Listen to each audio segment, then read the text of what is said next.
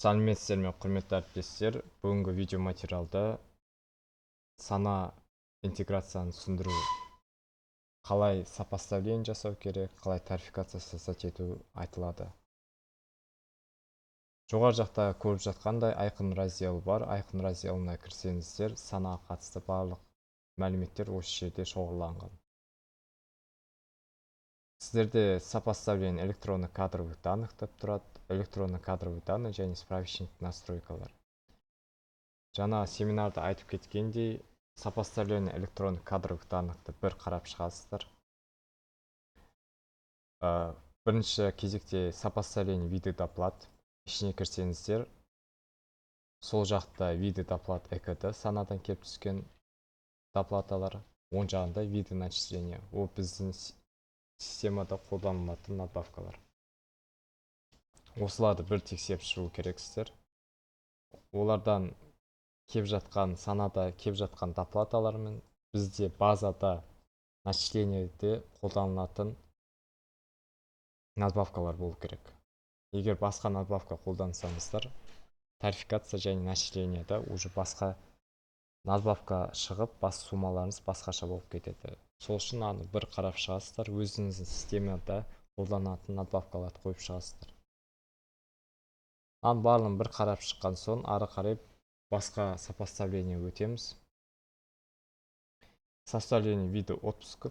Бұл жерде екеу создать етесіздер. Егер создать етілмесе, бұл жерде ежегодный дополнительный отпуск және ежегодный оплачиваемый трудовой отпуск деп тұрады. Осы жерге болмаса создать етіп қоясыздар. Мұны создать ету үшін создать батырмасын басып, санадан келіп жатқан вид отпуск таңдап, мысалы ежегодный оплачиваемый трудовой отпуск. Және біз жақта отпуск ежегодный қойып шығасыздар. Записать провести десеңіздер, сіздерде системада осы сақтанылады. Ары қарай сопоставление график көріп шығасыздар. Сол жақта санадан платформасынан келе жатқан графиктер, оң жақта бізде қолданылатын графиктер. Пятидневка 40 часов, бізде де пятидневка 40 часов. Егер шестидневка 40 часов болса, ол бізде де шестидневка 40 часов деп таңдалу керек. Егер сіздерде охрана немесе басқа графикпен жұмыс жасайтын жағдайлар болса, ол жерде скользящая смена, либо скользящий график таңдалады. Ал график работы біз жақтан өзінің создать еткен, мысалы машинистер, охрана деп создать еткен графиктеріңіз болса, сол графиктер таңдаңыздар. Сопоставление должностьта. Сол жақта бізде должность организация ЭКТ сана платформасынан келе жатқан должностьтар, лауазымдар. Оң жағында должность организация, ол біздің системадағы лауазымдар. Осы екеулері келіп тұру керек. Мысалы, учитель химия мұғалім болу керек. Мысалы, егер дұрыс емес болған жағдайда әрқайсысына кіріп, өздеріңіз қойсаңыздар болады. Педагог ассистент деген сияқты бағын туралап шығасыздар. Өйткені олардан келіп жатқан және нақты дұрыс қойсаңыздар, ол тарификация және начисленияда сол должность болып түседі. Мысалы, нақты учитель технология, технолог пәні мұғалім болса, егер дұрыс таңдалса, тарификация және начисленияда технология пәні мұғалімі дұрыс болып түседі. Ары қарай сопоставление доли разделения. Егер сіздерде бір надбавка 2 немесе 3 программа бөлінген жағдайда, мына жерде создать етесіздер. Должность ЭКТ ол система сана платформасынан келе жатқан лауазым. Мысалы, вахтер болса, категория сотрудник ол разряд 3-пен келе жатқан болса, мысалы, разряд 3 программа. Бұл жерде основной программа таңдайсыздар, виды начисления. Қай вид начисленияны сіздер бірнеше программа бөлгіңіз келеді, соны таңдайсыздар. Мысалы, оклад по дням бөлгіңіз келсе, оклад по дням таңдап, схема разделенияға. Мысалы, 3-ші разряд қойдым. Ішін көрсеңіздер, мына жерде схема разделения толып кетеді. Мысалы, 360-03-015, 360-03-011. Егер 003-011 қолданбаған жағдайда осы жерден удалить етсеңіздер болады.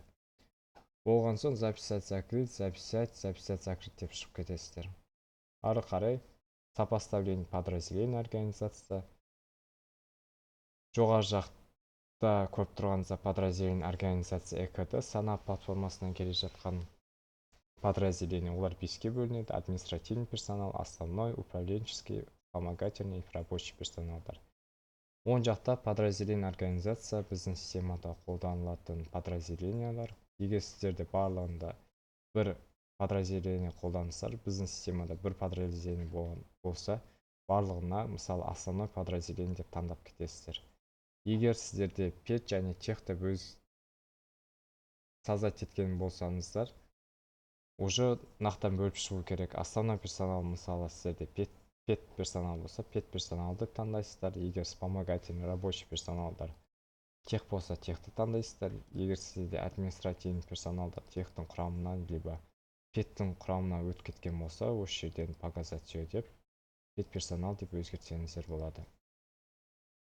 Ары қарай айқынға кірсеңіздер, сопоставление программ болады. Сопоставление программ ішінде көрсеңіздер, мына жерде бірнеше вкладкалар бар. Ол бізде должность экд сана платформасынан келе жатқан должностьтар, категориялар және бізде қолданылатын вид начисления және программа. Бұл жерде логикасы мынандай. Должность экд егер мынандай должностьпен адам келсе, мынандай категориясы болса, мынандай надбавкасы болса, мынандай программа болу керек. Осы программалар бір көз жүгіртіп қарайсыздар. Егер дұрыс емес болған жағдайда өзгертсеңіздер болады. Мысалы, әкім үстемақысы 360.03 емес, 360.040-тан берілетін болса, 0.40-ты таңдайсыздар. Егер 0.03 болып қалса, оны қарап уже тиіспейсіздер. Осы жерден өзгертсеңіздер болады. Бұл жерде 90% барлық надбавкаларыңыз должностьтары бөлінген. Бұның барлығын қарап жасап болған соң, сіздерде электронный кадровый данные кірсеңіздер, айқын электронный кадровый данные кірсеңіздер, сіздерде документтер созданы болып тұрады. Без даты ішіне создать етілген болады. Сол без даты создать етіп болған, барын тексеріп болған соң, создать документ тарификация басасыздар.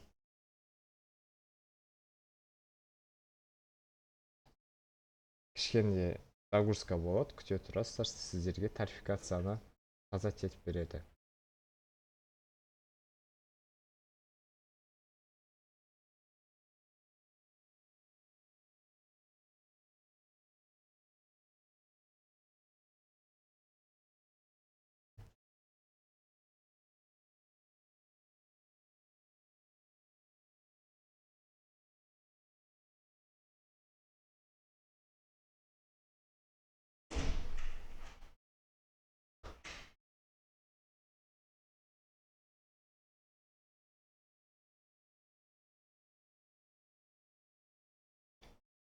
Жоғары жақта тарификация деп тұрады.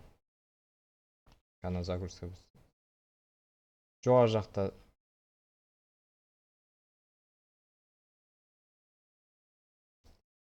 жақта тарификация документ болады. Тарификация кірсеңіздер, мұны созын из темір деп тұрады. Ішіне қарап, ішін көрсеңіздер болады. Әрқайсына кіріп, егер программалары толмаған жағдайда болса, немесе надбавкалары басқаша кететін болса, сопоставление программ және сопоставление вид оплаты ішін дұрыстап, электронный кадровый данные кіресіздер, басынан создать документ тарификация деп басасыздар. Сол басқан сайын сіздерде өзгертілген тарификация ішіндегі данныйлар соңғы данный бойынша өзгеріп, сіздерде тарификация обновиться етіледі. Мысалы, бір тарификацияда программа болмаған жағдайда сіздер сопоставление программаны тауып алып, сол программаны қойдыңыз. Сөйтіп қойып болған соң барлығын создать документ тарификация деп бастыңыз. Сол тарификация сіздерде уже өзгеріп кетеді, уже программа түседі. Бұл жаңадан дубликат создавать етпейді, сол тарификацияны қайтып обновить етеді. Егер доплаталар және программалар қойылмаған болса, сол документті именно өзгерістер болса, сол документті обновить етіп, тарификация уже жаңартылады. Қайтып көрсеңіздер, уже оның ішінде өзгертіліп тұрады.